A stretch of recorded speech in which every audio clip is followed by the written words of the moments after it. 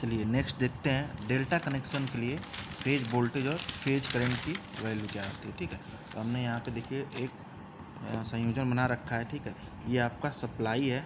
ठीक है, ये सप्लाई है और ये आपका जो एक लोड है, ठीक है, वो डेल्टा संयोजन में आपका जुड़ा हुआ है। ये आर है, वाई और बी है। ठीक है, तो सबसे पहले देखिए यहाँ पे आई आर बनाइए, ये क्या हो जाएगा, लाइन करंट, आई वाई लाइन करंट, ठीक है, और आई बी लाइन करंट। ये आपकी क्या हो जाएगी, आई आर आई वाई और आई बी क्या है, ये लाइन करंट की वैल्यू है। ठीक है, लाइन में जो करंट फ्लो हो रहा है उसकी वैल्यू है। ठीक है, आगे अगर देखिए इन दोनों के बीच का अगर हम ये निकालें, ठीक है, तो अगर देखिए यहाँ पे वी आर वाई, ठीक है, ये क्या हो जाएगा, ये वी आर वाई, यह क्या होगा, V R Y line voltage की वैल्यू है ना, दो लाइनों के बीच का वोल्टेज वी आर वाई। सेम उसी प्रकार वी वाई वी, ठीक है, वाई के बीच के, और यहाँ पे हम बना दे रहे हैं we B are.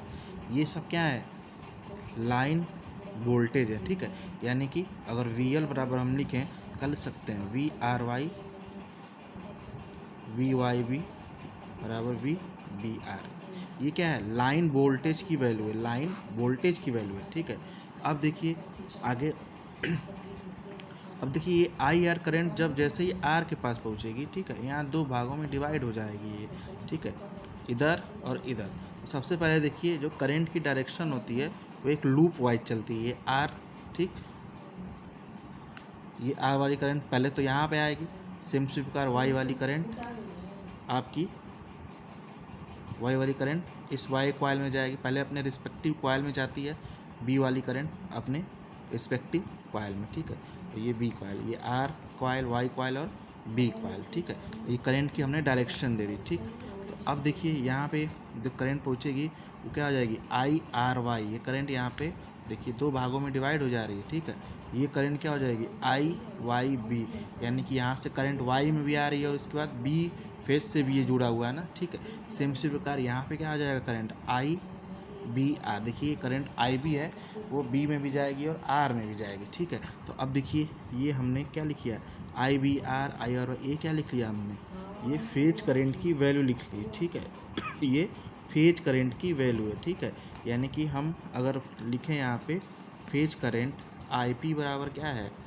I R Y बराबर आई वाई बी बराबर आई बी आर। ये क्या हो गया, फेज करंट की वैल्यू है। ठीक, मतलब चारों पैरामीटर आप एक बार लिख लेंगे। ठीक है, लाइन वोल्टेज, लाइन करंट, ठीक है, फेज वोल्टेज और फेज करंट, तो आप देखेंगे कौन कौन से पैरामीटर एक दूसरे से समान है। ठीक, तो अब देखिए यहाँ पे लाइन वोल्टेज हमने लिख लिया और फेज करंट की वैल्यू लिख ली। ठीक है, अब देखिए यहाँ पे फेज वोल्टेज क्या होगा, अब वोल्टेज हम निकालना, फेज वोल्टेज, फेज वोल्टेज का मतलब दो बिंदुओं के बीच का विभव। ठीक है, सबसे पहले अगर हम आर और वाई की बात करें,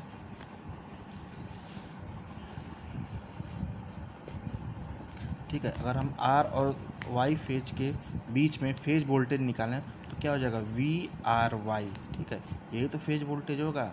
सेम उसी प्रकार वाई और बी के बीच में निकालिए तो ये आपका वाई और बी के बीच में वी वाई बी हो जाएगा। सेम उसी प्रकार बी और आर के बीच में निकालिए, ठीक है, ऐसे। ठीक, तो ये क्या हो जाएगा, वी बी आर। ठीक, तो आपने क्या निकाल लिया, फेज वोल्टेज निकाल लिया। प्रत्येक फेज में वोल्टेज क्या है, तो प्रत्येक फेज में वोल्टेज की वैल्यू क्या हो जाएगी, वी आर वाई बराबर वी वाई बी बराबर वी बी आर। ठीक है, ये आपने फेज वोल्टेज की वैल्यू निकाल ली। ठीक, अब देखिए ज़रा इन दोनों पैरामीटर को ध्यान से, वी एल ये क्या है, लाइन वोल्टेज है। ठीक, ये लाइन का वोल्टेज जो है, ठीक, ये क्या है, वी एल बराबर वी आर वाई बी और वी आर, और फेज का वोल्टेज क्या है, V R Y B V R. तो ये दोनों इक्वेशन क्या है, इक्वल हैं। ठीक है, अतः जो आपका डेल्टा कनेक्शन के लिए जो आपका लाइन वोल्टेज जो होता है वो हमेशा फेज वोल्टेज के बराबर होता है। ठीक है, हम इस इक्वेशन से निकाल दिए। ठीक, ये इस चित्र से हमने निकाला है। ठीक है, ये इजीली आप लोग समझ जाइएगा। ठीक है, तो अब देखिए वहाँ क्या था, स्टार कनेक्शन में वहाँ पे जो है लाइन करंट फेज करंट के बराबर थी।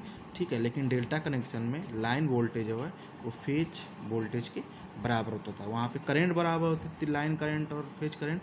यहाँ पे लाइन वोल्टेज और यहाँ पे लाइन वोल्टेज और फेज वोल्टेज बराबर होंगे, और वहाँ पे लाइन करंट और फेज करंट बराबर होते थे। ठीक है, अब देखिए यहाँ पे, ठीक, अब प्रत्येक लाइन में करंट क्या हो जाएगी, आईपी, यानी कि जो आपकी फेज वोल्टेज होगा, ये फेज का वोल्टेज और लाइन वोल्टेज के इक्वल होगा। ठीक है, और आईपी मतलब फेज करंट। फेज करंट का मतलब अब देखिए यही तो है। अब यहाँ पे करंट यहाँ से चली और यहाँ से दोनों भागों में दोनों ओर जा रही है। ठीक है, ये इधर भी जा रही है, इधर भी जा रही है। ठीक, सेम इसी प्रकार इससे भी करंट इधर भी जा रही है, इधर भी जा रही है। ठीक है, तो देखिए आई आर वाई, ठीक है, चूँकि ये इस अपने रिस्पेक्टिव कॉइल में जा रही है, ये रिस्पेक्टिव कॉइल में जा रही है, अपने रिस्पेक्टिव कॉइल में जा रही है। ठीक है, तो अब देखिए ये आर और वाई के बीच में करंट आई आर वाई है। ठीक है, उसी प्रकार वाई कॉइल में आई वाई भी है, और उसी प्रकार बी आर में आई बी आर है। ठीक है, तो ये क्या हो गई, फेज में करंट की वैल्यू हो गई। ठीक है, तो ये आपका स्टार डेल्टा संयोजन के लिए फेज वोल्टेज और फेज करंट का मान होता है। ठीक है, तो ये आप हमेशा याद रखिएगा। ठीक है, कि स्टार संयोजन के लिए आपका जो है लाइन करंट और फेज करंट, स्टार का संयोजन में क्या होती है, आई एल बराबर आई पी के बराबर होती है, यानी कि लाइन करंट जो होती है वो फेज करंट के बराबर होती है। ठीक है, लेकिन डेल्टा कनेक्शन में लाइन वोल्टेज फेज वोल्टेज के बराबर होता है। ठीक है, और आईपी की वैल्यू हमने इस फिगर से निकाल दी। ठीक, तो ये आपका हो गया दोनों कनेक्शन के लिए लाइन वोल्टेज, लाइन करंट और फेज वोल्टेज और फेज करंट की वैल्यू। ठीक है, अब आगे इसकी थोड़ी सी प्रूफिंग है, ये इसमें संबंध है कुछ लाइन वोल्ट। अब ये आई एल और आई पी, ये आई एल बराबर आई पी के, ठीक है, और वी एल बराबर वी पी के, तो ये तो सेम रहेंगे। ठीक है, और आगे हम देखेंगे जो सेम नहीं था, ये क्या था, आई पी।